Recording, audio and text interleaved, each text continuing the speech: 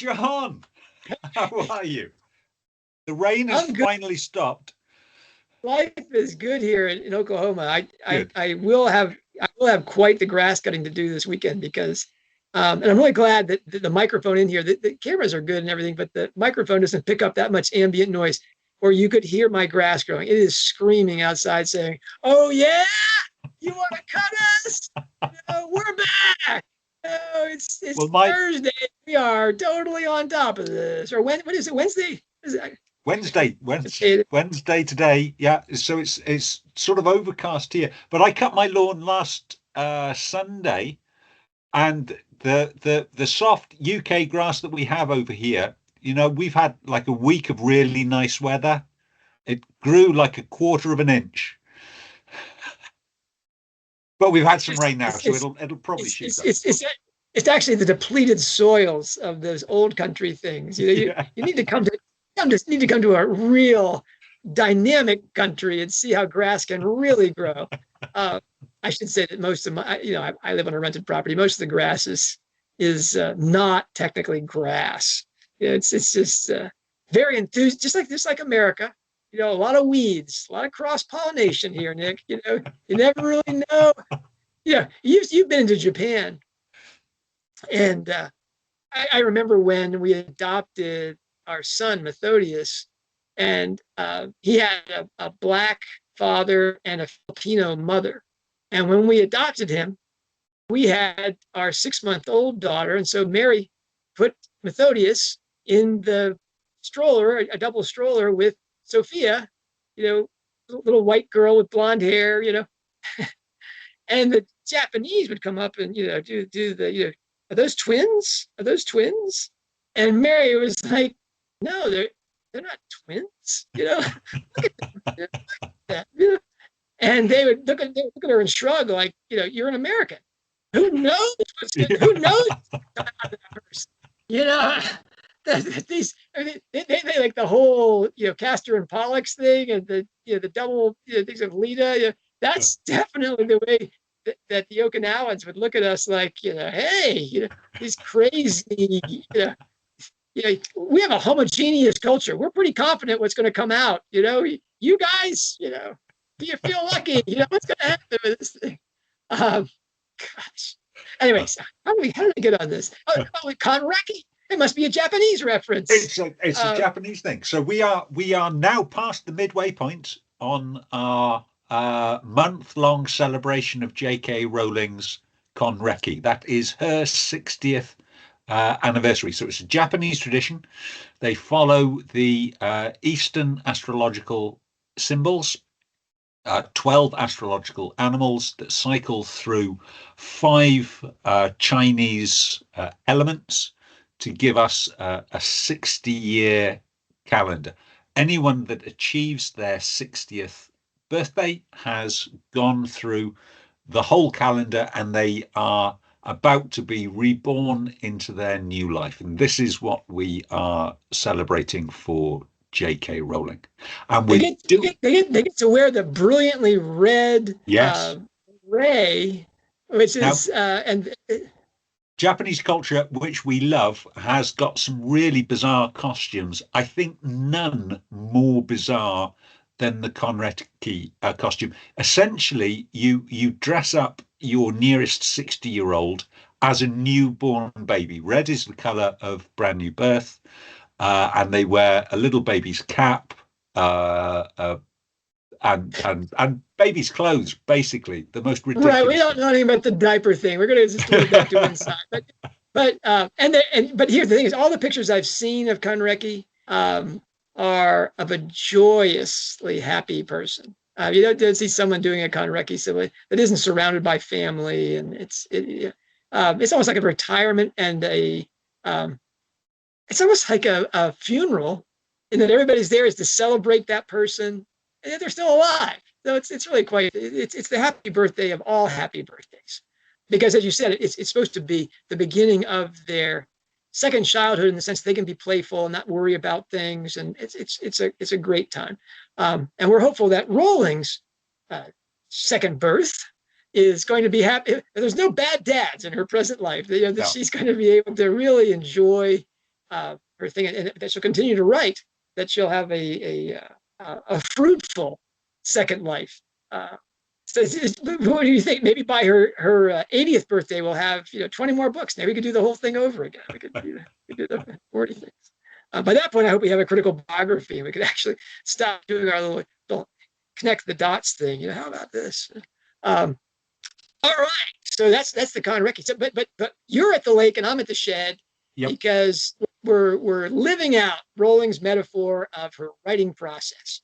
I mean, she was asked to give something to the Museum of Curiosity at the BBC in 2019, and she decided to give them inspiration. And in that conversation, she shared the metaphor that's always been in her head, she claims, about how she writes. She goes through the forest of her daily life. She gets to the lake, which is her subconscious mind. And that subconscious mind is crowded with her core beliefs, her key relationships, her experiences, and her unresolved psychological issues consequent to crisis.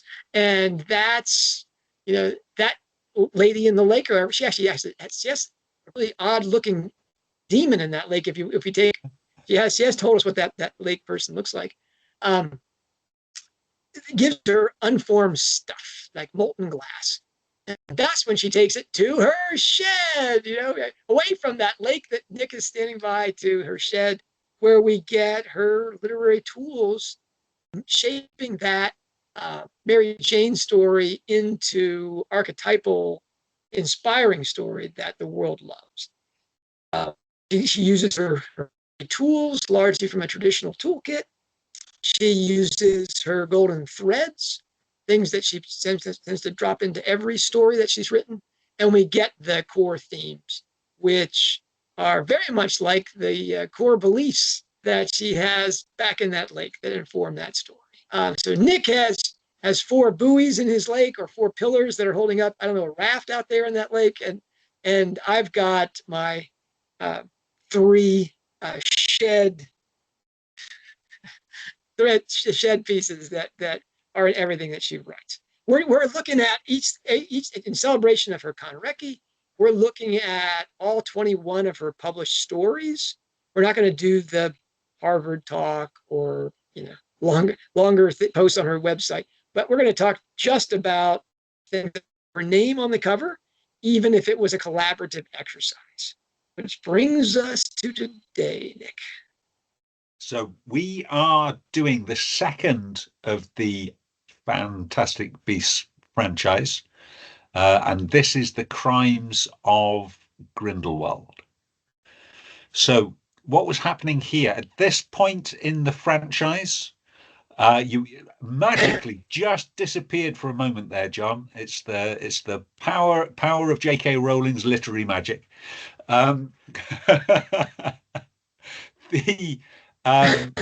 At this point in the franchise, J.K. Rowling has said this is going to be a 5-film cycle, but there is trouble brewing.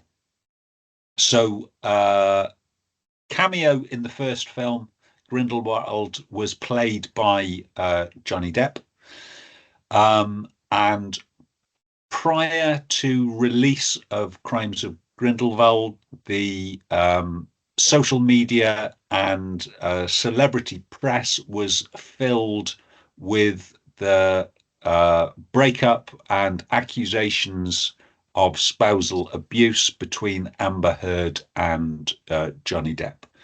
Rowling has stayed pretty much silent on this issue, but she has been subject to a bombardment of criticism on social media, and some quite pointed editorials from the tabloid press in the UK, on the back of which she published a statement, and she published it on her website. And she says, when Johnny Depp was cast as Grindelwald, I thought he'd be wonderful in the role. However, around the time of filming his cameo in the first movie, stories had appeared in the press that deeply concerned me and everyone most closely involved in the franchise. Harry Potter fans have legitimate questions and concerns about our choice to continue with Johnny Depp in the role. As David Yates, longtime Potter director, has already said, we naturally considered the possibility of recasting. I understand why some have been confused and angry about why that didn't happen. The huge, mutually supportive community that has grown up around Harry Potter is one of the greatest joys of my life. Little bit ironic in hindsight. For me personally, the inability to speak openly to fans about this issue has been difficult, frustrating, and at times painful. However, the agreements that have been put in place to protect the privacy of two people, both of whom have expressed a desire to get on with their lives, must be respected. Based on our understanding of the circumstances, the filmmakers and I are not only comfortable sticking with our original casting, but genuinely happy to have Johnny play a major character in the movies. I've loved writing the first two screenplays, and I can't wait for fans to see the Crimes of Grindelwald. I expect that there will be those who are not satisfied with our choice of actor in the title role.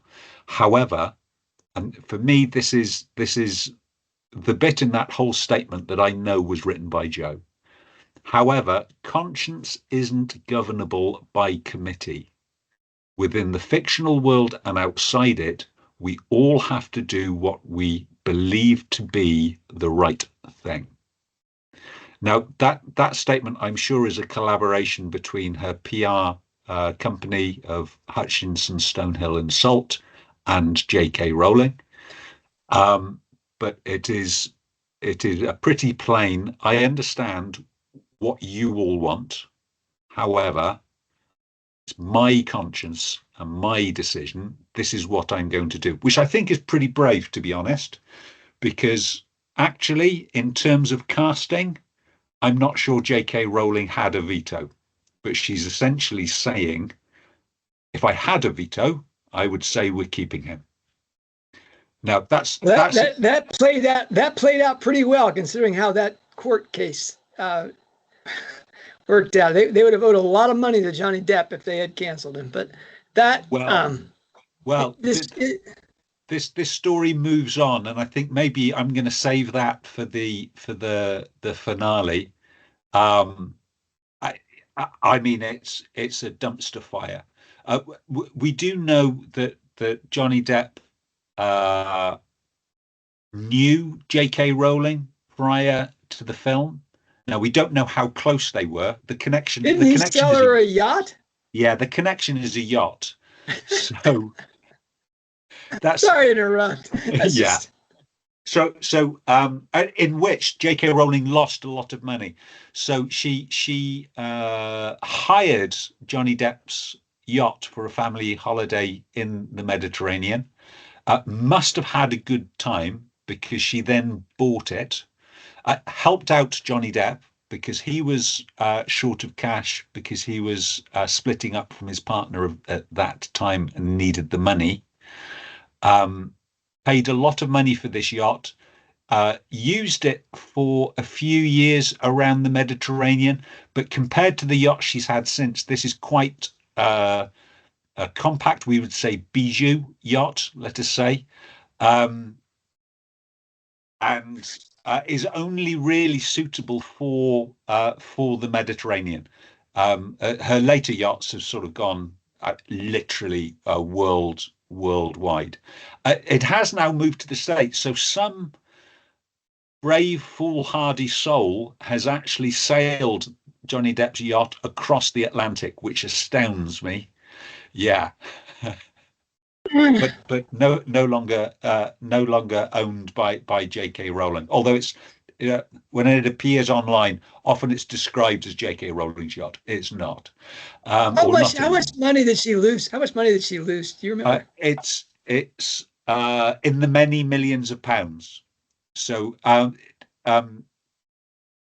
there was conversation that this money was paid to buy Depp's yacht to get him to play the part, and it was there was some sort of quid pro quo thing. She really didn't lose the money because somebody else helped pay for it. Anyway, just Yeah. all those people with tinfoil hats out there. This is a story you want to get into. This story. I This guess is a I great guess one. it's possible, but there's not many people make money on yachts. I mean, the People initial who buy builders, yachts aren't really concerned about losing and no, gaining money, Nick. You know. yeah. So many years ago, my brother was asked if he'd ever considered taking up sailing. And another friend of his said, well, if you want to see if you like it, the best thing to do is stand underneath the shower with your clothes on, ripping up £50 notes. If you enjoy that, take it up. Yeah. Uh, my father loved sailing. Um, he graduated from Annapolis. He was a sailor, but never. He just a canoe and maybe a sunfish sailboat was as far as he would go. And he said, yeah. That is a losing venture. That is a losing venture. And it wasn't for lack of money. He just said, no, sailing is a game for people that have money to burn. Anyway, but Rowling seems to really, really love it. And she's got. Does she rent boats now, or does she own a boat now? Like most things, it's complicated. But I'm going to cut through all the complication and say she owns her yachts. So her last two, Calypso, currently Samsara, they are owned by a management company that is based in a jurisdiction that it's not very clear exactly who the beneficial owner. It's J.K. Rowling. Both of her current and her previous yacht are showing as available to rent, so you can rent this yacht. I'm not sure if anybody has actually ever done that. I mean, it's possible. Jeff Bezos already owns his own yacht. So he's not, yeah. J.K. Rowling, so whatever. There's a thing in the strike things. I think in almost every novel, strike notes that everybody in London of a certain class knows every other person of that class. And I think that must be true of yacht owners as well, right? If you own a super yacht and you pull up to that Mediterranean port together at the same time during the season, you all know each other, Yeah. A long way from Church Cottage. Yes. Yeah, that's certainly true. So, Crimes of Grindelwald. Oh boy. So for in terms of lake inspiration, I've taken the easy option out. You can tell I'm not a fan of the films. That my easy option is it's a lot of it's in France. So I'm going for J.K. Rowling French Connection. So you're talking to a man whose name is Norman French, which is to say, not French, Viking French, and that Normans, especially those who cross the Channel, despise all frogs, even those in that lake behind you, Nick. So this is going to be quite the task for me. Though as a child, I vacationed in Chamonix. That confirmed all of my childhood experience has confirmed all of my family prejudices against things. Anyway, so go ahead. I'm a big fan of the film franchise, so win me over with your description of all things, lake and French. Okay. Merci, Monsieur Grangier. So, J.K. Rowling lived in France for a year. So as part of her Exeter degree, it was initially languages, and then she sort of dropped German and went for French and classical studies. But it comes with a sandwich, a gap year, that is studying abroad in France to hone her French language skills. And she did that in Paris. She was teaching, or at least acting as a teaching assistant at a lycée, which is a high school in Paris. Not, as is frequently put on online biographies, she didn't teach at the Sorbonne, nor did she attend the Sorbonne, but she was out there Really? teaching at a lycée. And this Um, Lycée, is it like a comprehensive or is it an English public school? so when I say we, I say I don't know. So I don't know which particular school she was teaching in, but I would think arranged through Exeter. Almost certainly it was a state school. I would have Um, thought because Exeter is such a preppy community. I thought they would have connections to French public schools. But anyway, go on. That's good. so she met some friends that have turned out to be lifelong friends over there. So I think key among those was a lady called Lynn Corbett, and she was there with her partner William Lyon. They were both working uh, for a magazine um, in the realm of fashion, but they moved on to become celebrity astrologers. So they were almost certainly the three of them, Rowling, Lyon, and Corbett, would have been discussing astrology out there. We know that Jo practiced it when she was at Wydeen. But William Lyon, Lynn Corbett became Starsky and Cox, uh, astrologers to the stars. They published a really very successful book on astrology, Sextrology. sextrology. Sextrology. I have So a copy. yeah, so they looked at the observed system of the 12 astrological symbols, decided that wasn't enough. They looked at the expanded edition of 14 astrological symbols, decided that wasn't enough. So they went for 24 astrological signs. So you got 12 for each of the sexes. Um, That 14 house yeah. expansion, though, that will come back. I see the dropped point of reference there. That's great. That's great. Uh, Remained friends for many years afterwards. So we know that they have attended parties at Killychassie, so post Deathly Hallows. Actually, when COVID grounded all the flights within Europe, they were stranded in London at that point. They'd just come back from Paris to London, but they wanted to get back to their families in the States and they couldn't do it. Somebody, and we don't know who, but somebody sent a private jet to pick them up and fly them back to the United States. It was J.K. Rowling. J.K. Rowling heard they were in trouble and sent a jet to rescue them.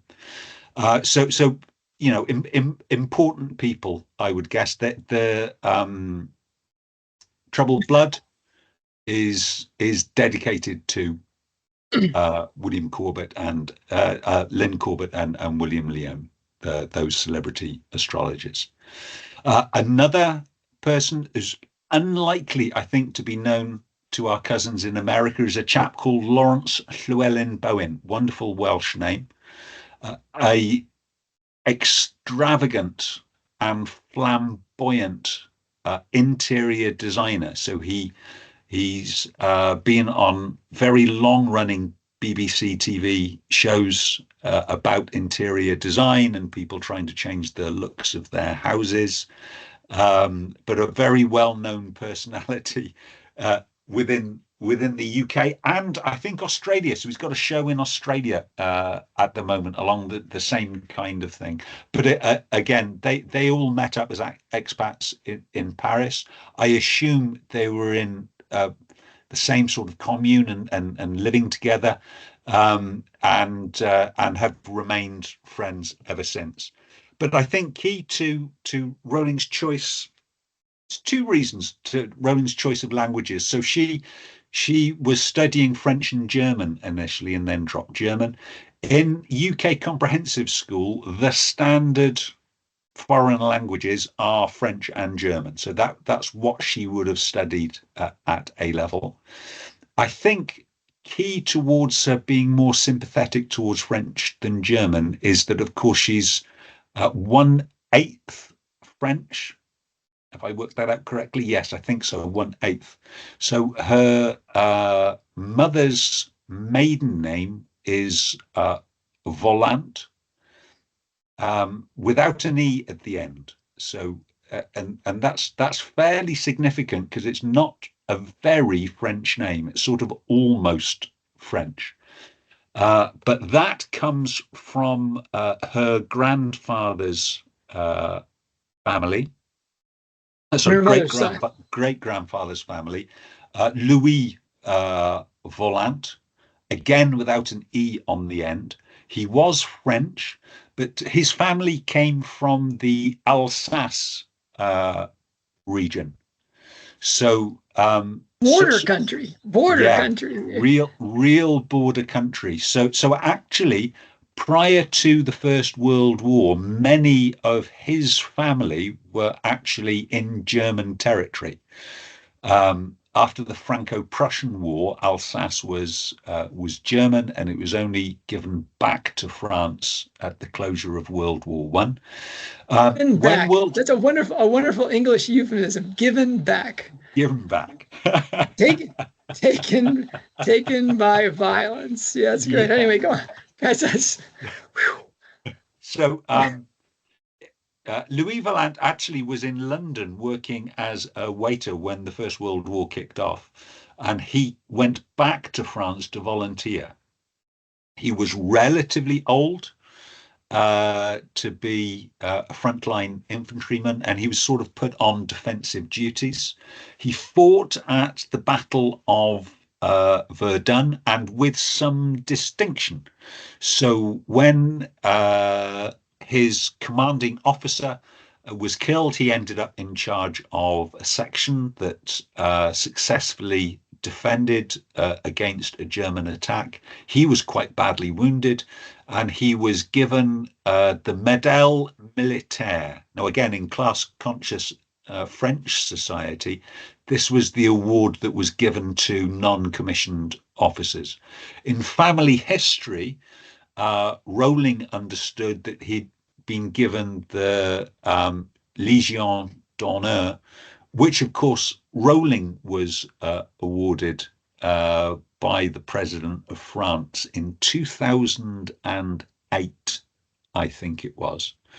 But the history was given a bit more limelight in another BBC TV program called "Who Do You Think You Are," where they investigated her history. A little bit disappointingly, they I'm sure at Rowling's request, they went down Anne Vallant's family rather than Peter Rowling. So there's still an awful lot there that is not really understood. But it's clear she's fond of Paris. So it's not just that year in Exeter and then popping over to be given the Légion d'honneur by the President of France, because of course you'd go over for that, wouldn't you? But she has been over there since. It's not well documented. She doesn't tend to tweet where she is. When she's on a yacht, I can sort of track where she is, but if she's in France, I don't know. But on her website, she has a keychain with some model macarons that comes from a shop in Paris, and you can't get, or at least at the time the website went up, you could not buy that over the internet. You had to be in Paris to buy that. It's that keychain seems to be well loved and used. I don't know if it's for her writing room or not. But when she relaunched her children's website, we see the same keychain, but with considerably more wear on it, which makes me think that this is not some prop. This is a genuine item that she uses. So there we are. Key relationships. Well, I love that Nick, but After yesterday's revelations, I'm thinking, really, give me a break. It's a film. Give me a break. Give me a book. I can do something with a book.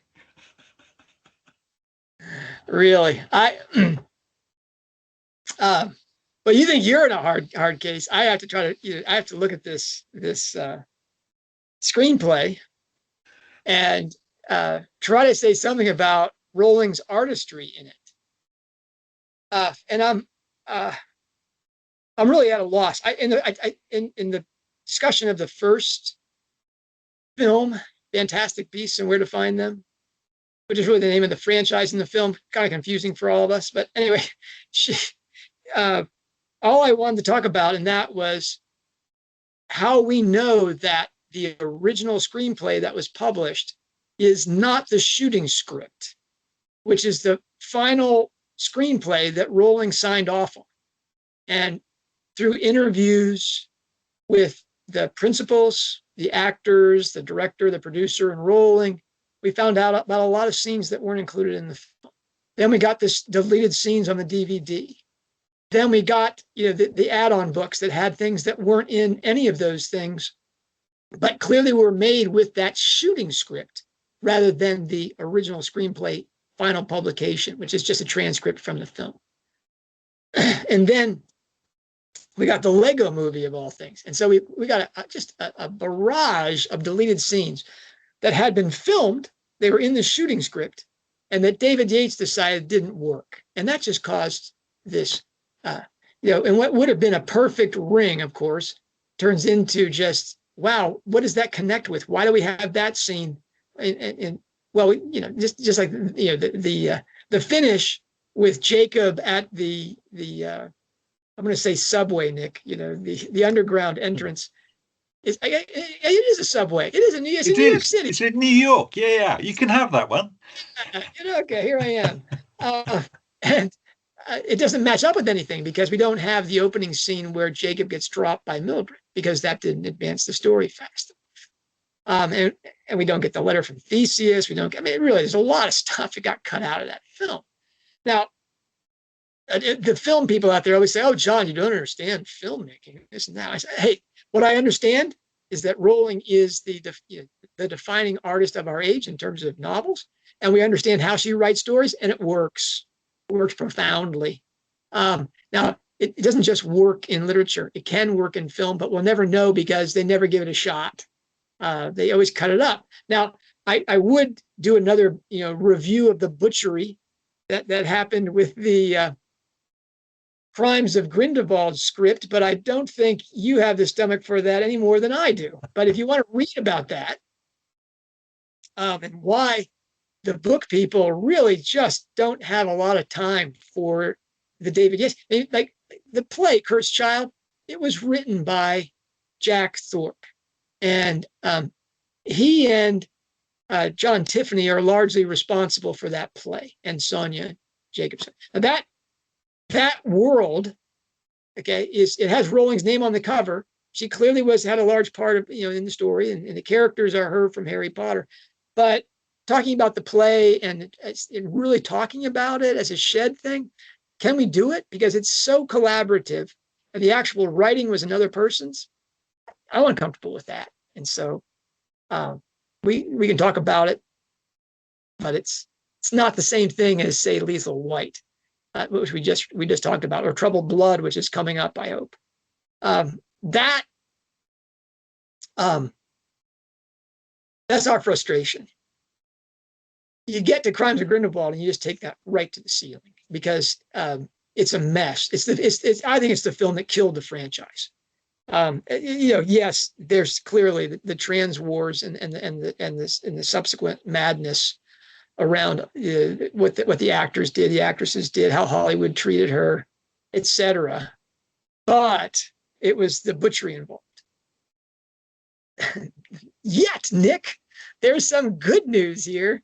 And the good news is that one of Rowling's shed signatures that is certainly a golden thread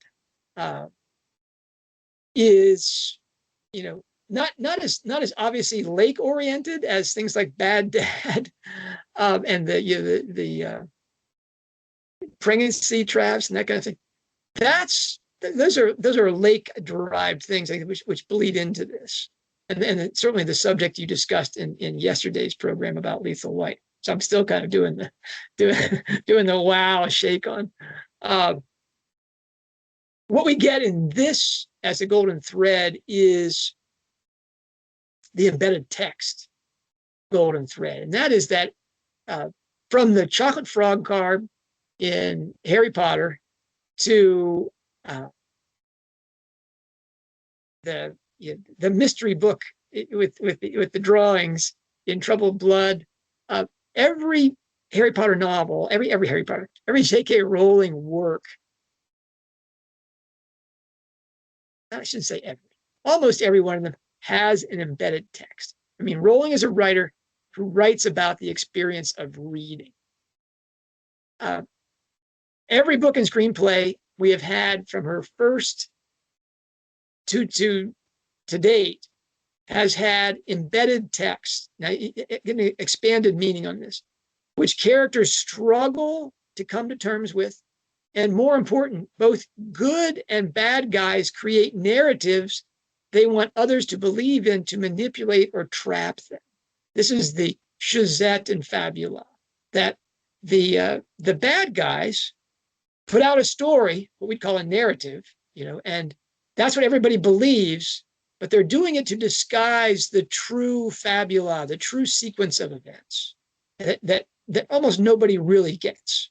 And so not only do we get books and cards and plays and diaries inside the books that characters are trying to understand, they're trying to figure out what's wrong with the narrative right alongside the readers.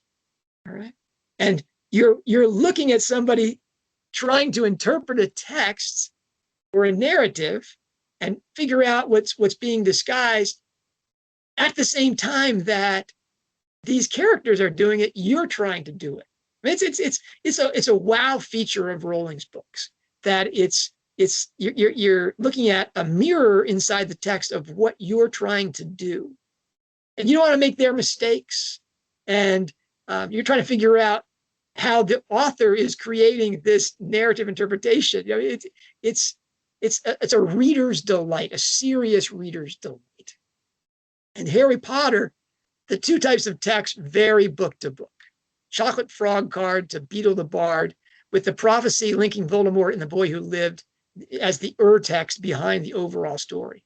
Dumbledore and the Dark Lord are the master manipulators through storytelling. Just remember how Tom Riddle uses the diary in Chamber of Secrets to convince Harry that Hagrid is the heir of Slytherin. Really, that's quite an accomplishment. Hagrid as the heir of Slytherin. Just think about that for a minute. We believe that. And he uses the dreams and Phoenix to get him to the Department of Mysteries. And then Dumbledore tries to top him. He uses select memories in the Pensieve and Prince to frame Harry's understanding as the headmaster wants it to be as he goes to Deathly Hallows. He knows, because of his withered hand, that he's about to die. I'm talking about him like he's a real person. Rowling creates this character doing these things with this character. I mean, Rowling's dramas are protagonists and antagonists simultaneously dealing and dueling with stories, just as we are struggling alongside them to figure out what the external creator of these internal authors and readers is doing. Okay, now, okay, Nick, am I Mr. Hyperbole? I have a hyperbole tattoo on my shoulder. I'm not going to show it to you, right? But it's hard to overstate how important this is to grasping Rowling's artistry and meaning.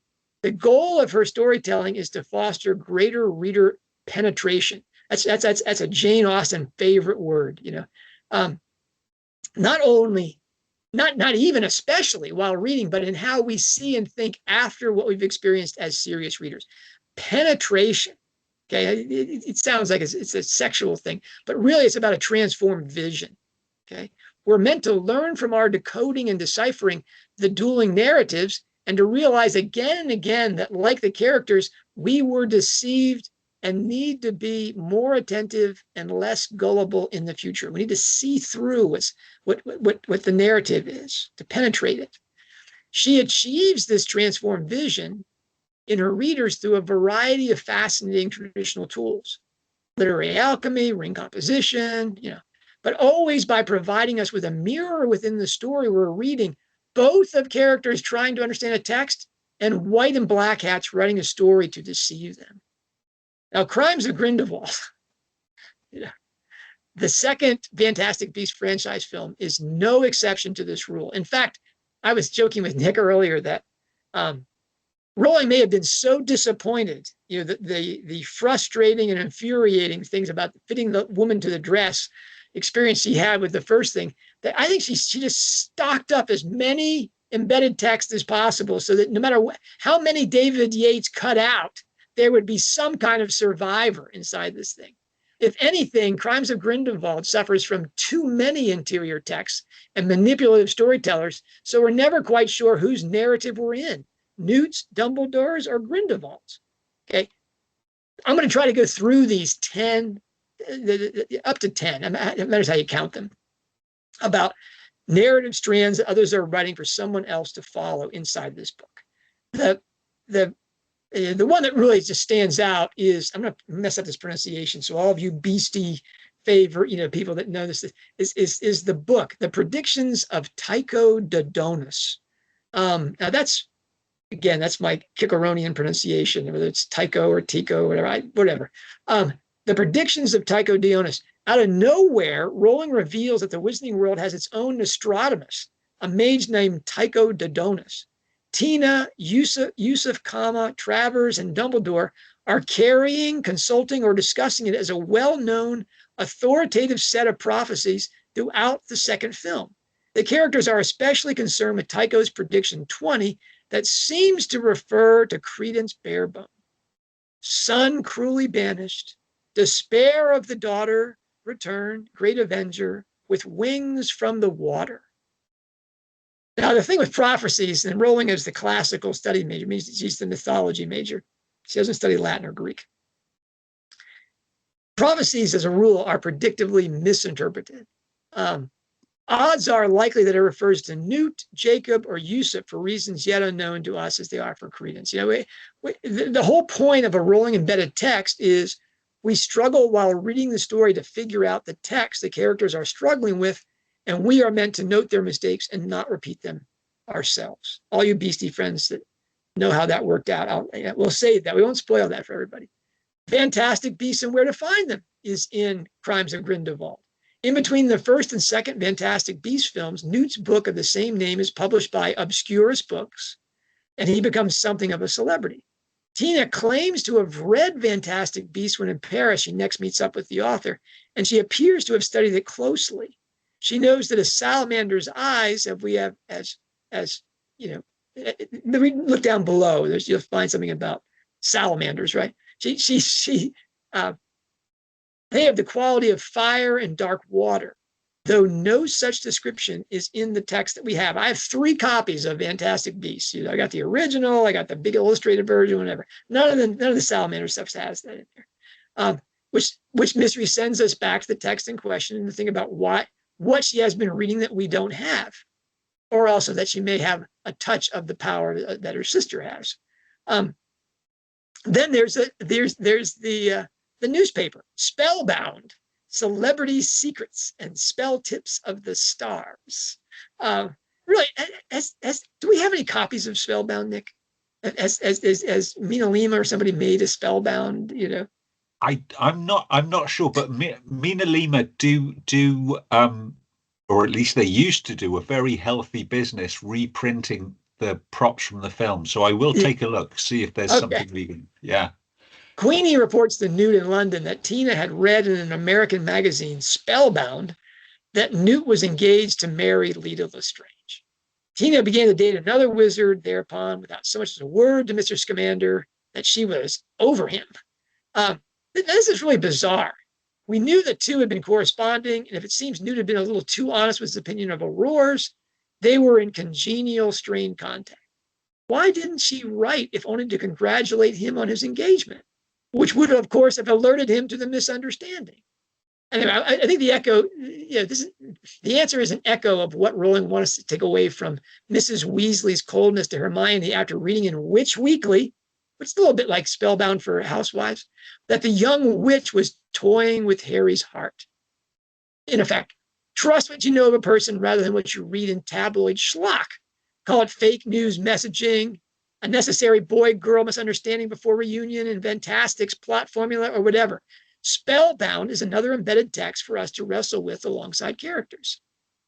Then we get the stories. These aren't printed stories, stories that characters have told themselves or have been told, which imprison them.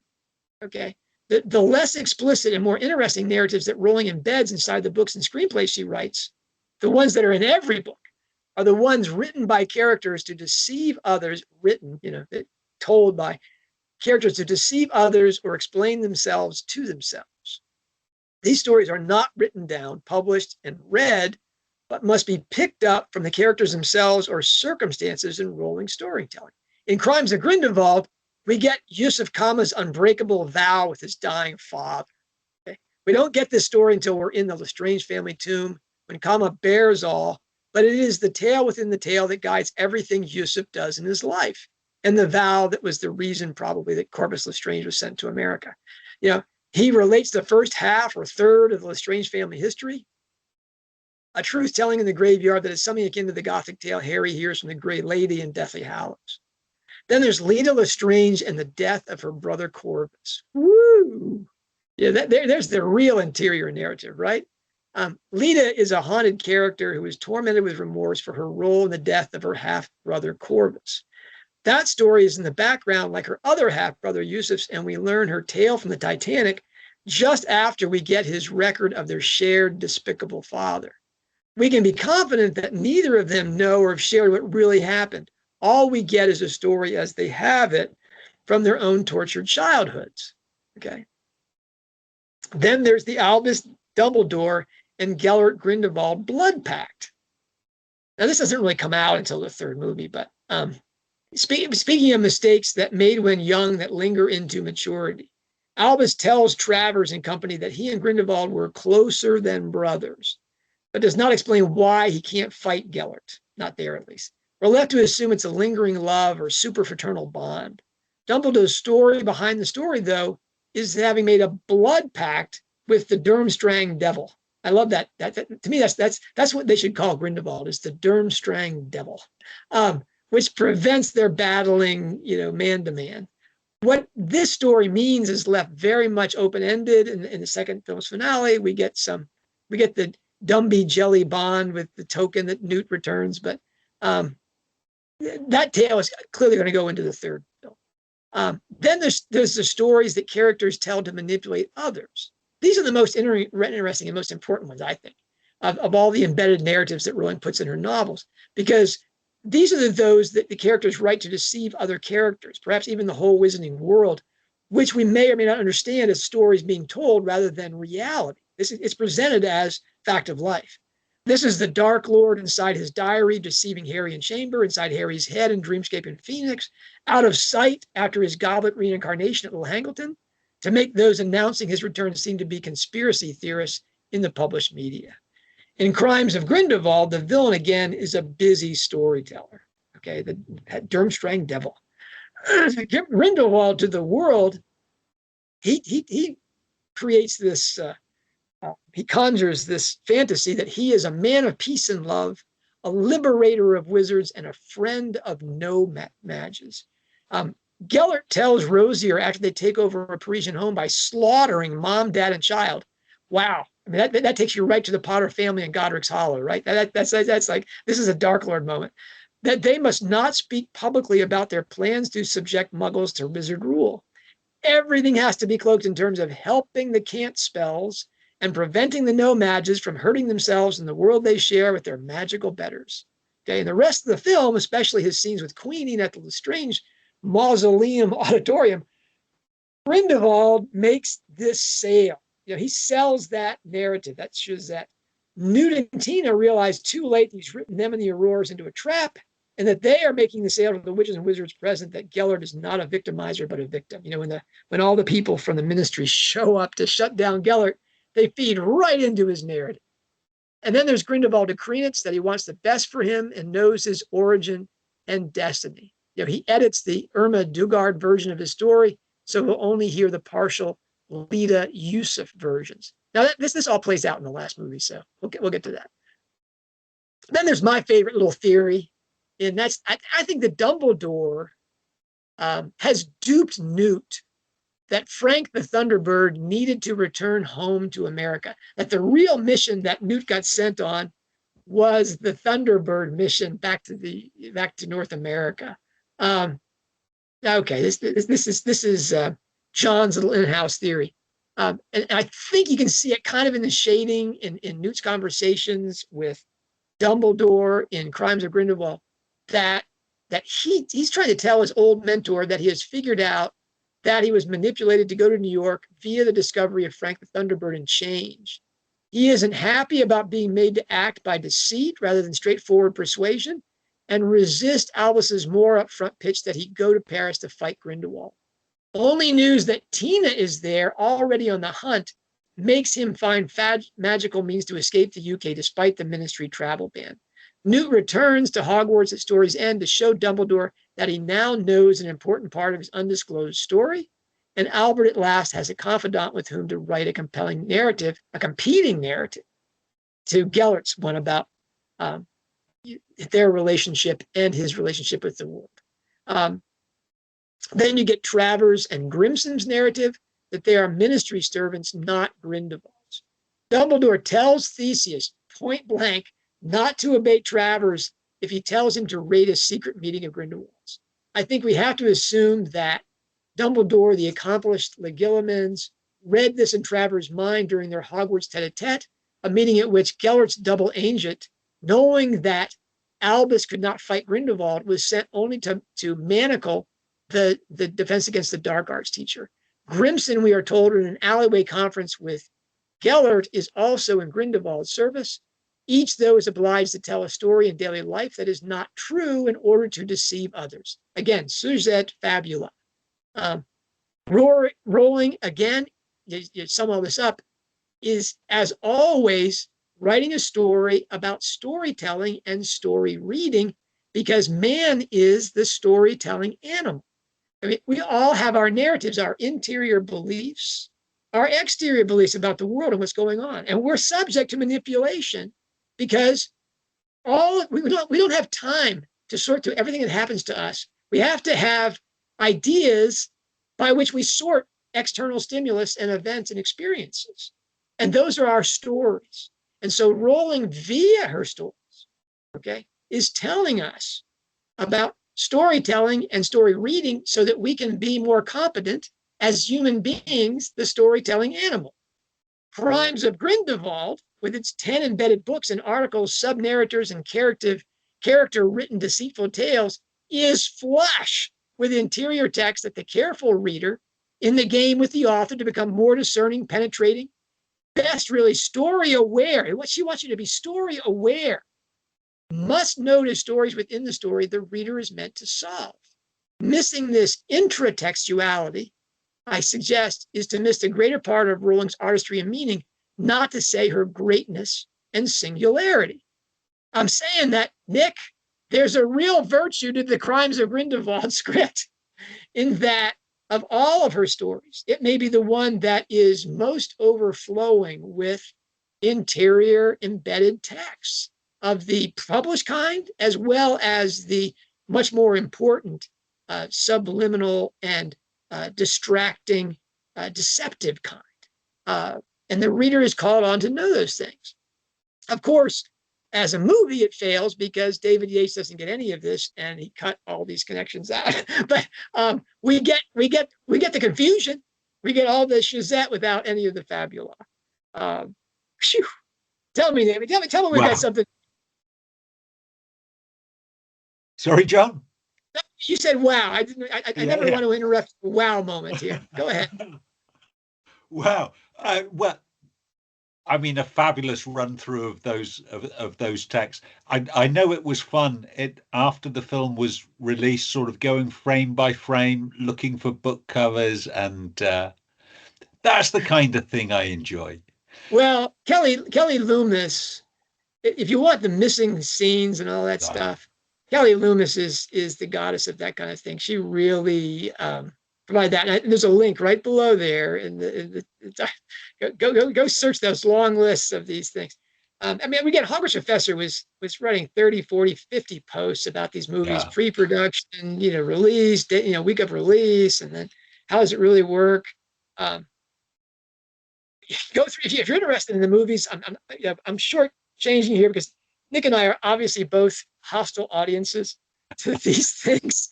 But if you're really into that, go read the deep work in the texts that are linked to below. Our embedded texts are in this post.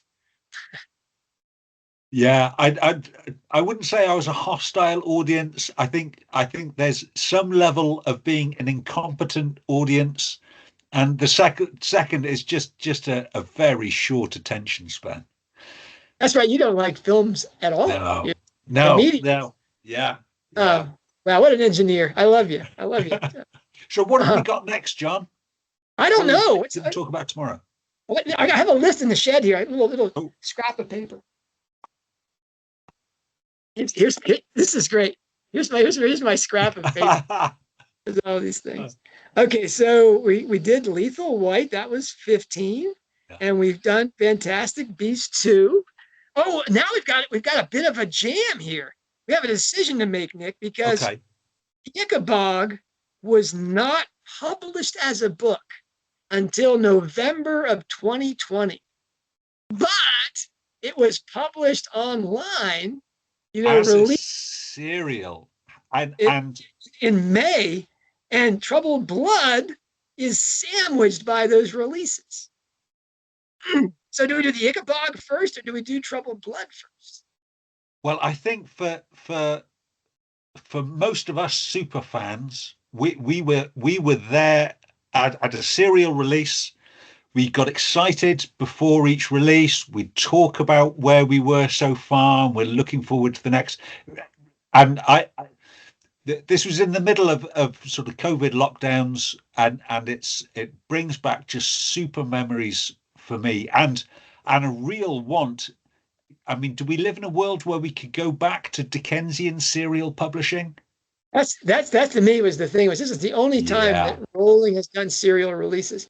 If she could somehow do it so that you had to pay $1 per chapter or something. But of course, that would make it, Troubled Blood would be what, $130 or something. That's quite the thing, Maybe I'm sorry. Only you though could talk about the lockdown and say happy memories, Nick. Only a true socialist would remember the most period of postmodern history as a great time. It was a fun time in fandom. Yeah. It was an intense time, but of course, at that point, the tweet heard around the world. That's we're going to cross that line now. Yeah. Because 2018, when Fantastic Beasts comes out, as we've said, she's clearly preparing for her Solway Coagula moment. Yeah. In which she breaks with really the madness of transgenderism as a civil rights issue. Yeah. And that's we're about to cross, whether we do the Ichabod first or Troubled Blood first, it's all 2020, Nick. And 2020 was the what they call it, the annus horribilis, the year of agony. Wow.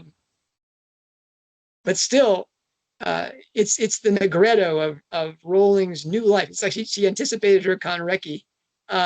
She went through all this.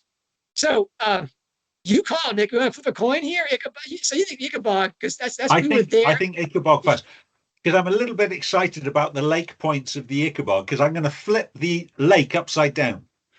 So far I've been talking about how... No, don't hurt the froggies. There we go. Look, flip. Yesterday was raining so hard it seemed like we'd flipped the lake upside down already. So I've talked already a lot about how Rowling's life has impacted a text. With the Ichabod, really, we can talk about that, but we can also talk about how a text has impacted a life. So we know pretty much the story of that text from story genesis and a quite intimate family retelling to how it ended up with this multilingual serial release global phenomenon. Yeah, Nick, this is, I mean, you were on the, I don't know what month you joined this staff at Hogwarts Professor. You were doing guest posts and things like that before but the Ichabod is really when you come on board. Yeah. This is, I mean, the history of that text. I mean, in a way, you anticipated that text, didn't you? Wasn't there some? No, Christmas Pig, I anticipated. Okay. I spotted a planet by seeing what wasn't there. Gosh, that's right. But the Ichabod is one of my favorites because of how it was released, in which Rowling, she released it over 7 weeks. And, you know, she doesn't, in the published version, you don't see the parts of the book, but the parts that line up in terms of the turtleback structure are exactly those of the 7 weeks. So it was really fun. Everybody got to read that book almost as if it was a ring composition, because it is, but they got to see it presented as a ring, as if Rowling was saying, you know, hello out there, you know. It's sort of like when that you know, the Harry Potter novel that begins with Owl Post and then finishes with Owl Post again, like that would be a latch, people. That would be the ring closing, or Into the Forest again in Deathly Hallows, closing the Into the Forest experience of Philosopher's Stone. Here was definitely, I think, Rowling having fun with her audience to see who would get this. Yeah, that we'll talk about that. I'm yeah, where to go with that? I feel like reading Ichabod again tonight and seeing if I can find a house with 2 children in it. We definitely have 2 children we have 2 children on the run. Yeah. So maybe we'll see. We'll see. I have a new golden thread to start to track. I hope the weather cools down a little bit for you there. I know that triple digit Fahrenheit heat for you all is agony. Well, after yesterday's downpour, it's a little bit overcast, but at least it's dry. I think the rain is coming back for tomorrow, John. I'll see you tomorrow. Salute.